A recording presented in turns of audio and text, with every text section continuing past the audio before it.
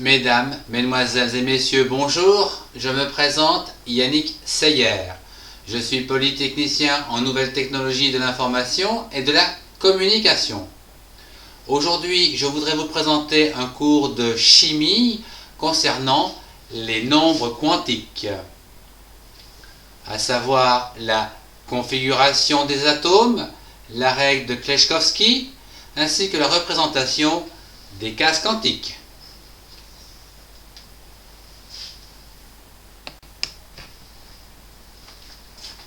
Avant l'apparition de la mécanique quantique, plusieurs modèles ont été proposés. Rutherford en 1905, Niels Bohr en 1913.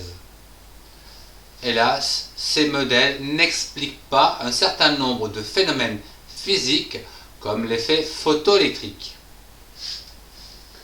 La configuration électronique d'un atome représente la répartition des électrons, ici, sur les différentes couches d'énergie.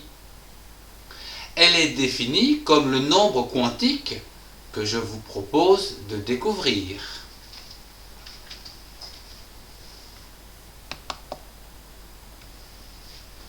Je vous propose de voir la règle de Kleshkovsky. La règle de Kleshkovsky s'attache aux couches qui sont nommées par des chiffres plutôt que par des lettres. Je vous rappelle que la couche la plus proche du noyau est la couche K dans la structure électronique. Au niveau de Kleshkovsky, elle s'appelle la numéro 1. Donc la première couche, la deuxième couche, la troisième couche, la quatrième et la cinquième. La première c'est la K, la deuxième L, M, N, O, etc. Au niveau de l'atome d'hydrogène que j'ai dessiné ici avec en son centre un noyau et sur la couche K un électron. Nous trouvons donc dans la règle de Kleshkovsky, donc la couche K c'est la couche 1, donc on va marquer le chiffre 1, c'est une spin S, donc on va marquer un S, et il y a un électron, un S1. Deuxième exemple, pour le bord 5, donc de Z égale 5, vous allez donc avoir 5 protons, dont 5 électrons, qui seront donc répartis sur les deux premières couches. La première couche sera saturée pour le bord avec 2 électrons, voilà, et sur la couche L, qui est ici, on va en trouver donc 3, 1, 2, 3. La couche K, ça sera la couche 1, pour Kleshkovsky, donc on va retrouver un S2, et la couche L, ça sera la 2, S2, là nous avons déjà 4 électrons, il en manque encore un. On marquera donc 2P1 pour ici, puisque le prochain c'est un P, et nous avons un électron, ce qui nous fait 2, 4 et 1, 5, donc nous avons bien nos 5 électrons. Donc, que dit Kleshkovsky? Il dit que au niveau des couches, on commence par 1 S2, on sature celle-ci, puis on arrive au 2 S2,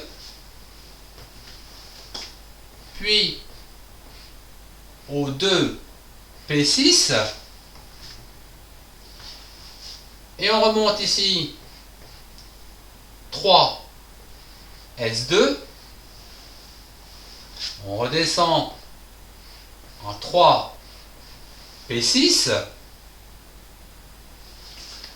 et on remonte ici en 4 S2, bien qu'on ait un D ici, mais on remonte en 4 S2 pour des questions d'énergie, et on redescend ici à 3 D10. Attention, on passe de 4 S2 à 3 D10. Puis on revient ici à 4p6 et 5s2. Une fois qu'on a fait 5s2, on revient ici pour faire le 4d10. Et quand on a fini le 4d10, on peut repartir sur le 5p6. Ce qui veut dire qu'on part de la couche K, on va sur L, puis on va sur M. Une fois qu'on est sur M, on fait un morceau sur N et on revient sur M, etc., etc. Voilà donc la règle de Kleczkowski.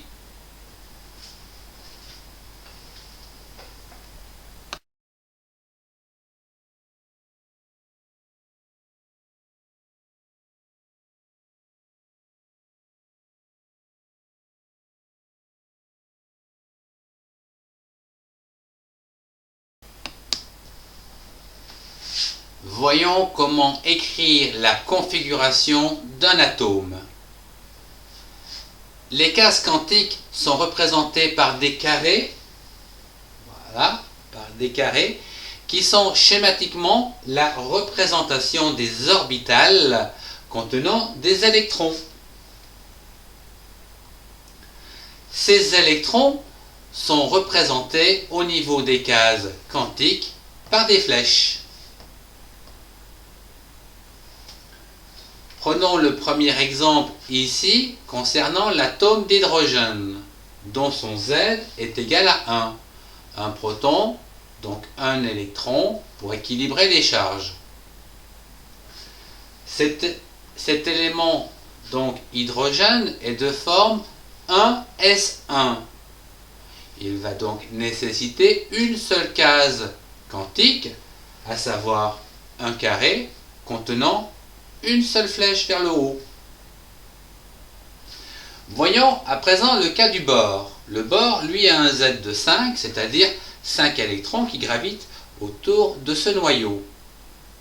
Vous avez donc une structure sous forme de 1s2, 2s2, 2p1, à savoir sur la couche la plus proximale du noyau, 2 électrons qui saturent la couche K, et sur la couche L, 3 électrons qui viennent donc sur cette couche. Pour écrire donc cet atome sous forme de case quantique, nous allons donc la représenter sous 1, 2, 3 cases, à savoir la première qui correspond à la 1s1, c'est-à-dire la couche la plus interne, la couche K, où là nous allons donc mettre ces deux électrons tête bêche, à savoir la 1s2, puis sur la couche plus externe ici, vous allez avoir la 2s2 qui va donc être représentée par une case quantique avec deux électrons, à savoir tête bêche. Puis, dans cette troisième case, la case donc du P, donc du 2P1, vous allez avoir l'électron célibataire qui reste, qui lui va être symbolisé dans ce carré par une flèche vers le haut.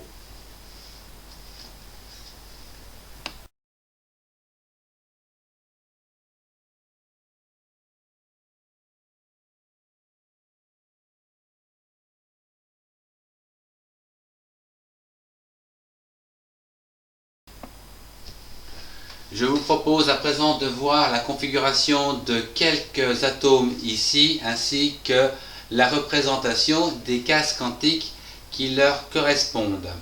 À savoir, la première case ici, donc la première colonne va être donc l'orbitale S, donc la 1s. La deuxième colonne, la 2s, c'est une orbitale S aussi. Et la 2p, ici, vous aurez donc 3 orbitales pour la 2p. Les règles de remplissage sont les suivantes, à savoir les orbitales S sont saturées par 2 flèches, c'est-à-dire 2 électrons.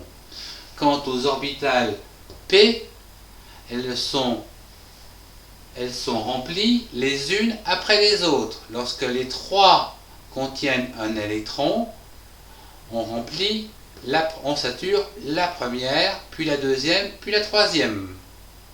Voilà donc les règles de remplissage des cases quantiques. Voyons le cas du carbone 12 par exemple, qui est un C6 et qui s'écrit 1s2, 2s2, 2p2. Nous retrouvons donc une saturation sur le 1s2 ici, le 2s2 également, et au niveau du 2p2, attention, ici nous allons avoir un électron par case ou un électron par orbite. Dans le cas de l'azote 14 avec un Z de 7, nous aurons donc 7 électrons, à savoir 1s2, 2s2, 2p3. Je ne reviens pas sur les 2 premières cases ici. Par contre, sur le 2p3, nous allons donc répartir les 3 électrons dans les 3 P consécutifs. Dans l'oxygène 16, nous avons donc 8 électrons, puisque nous avons 8 protons, donc 1s2, 2s2 et 2p4.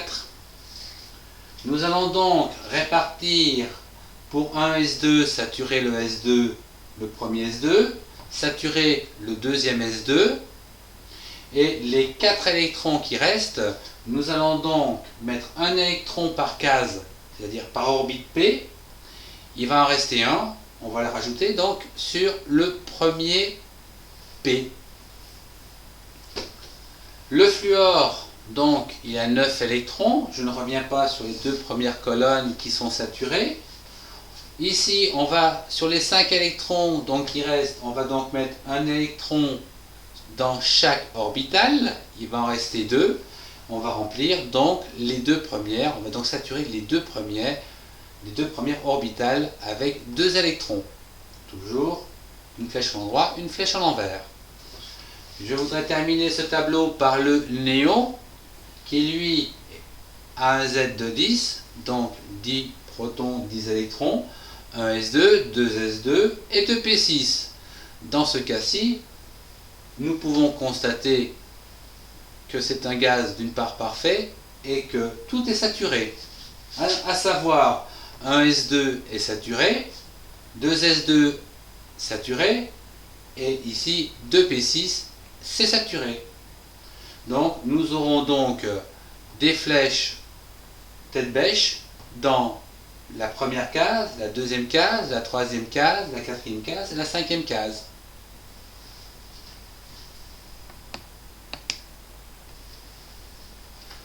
Le cours sur les nombres quantiques se termine. Vous avez pu voir la configuration des atomes, la règle de Klejkovski et la représentation des nombres quantiques. Je vous remercie de votre attention. Au revoir et à très bientôt pour un prochain cours.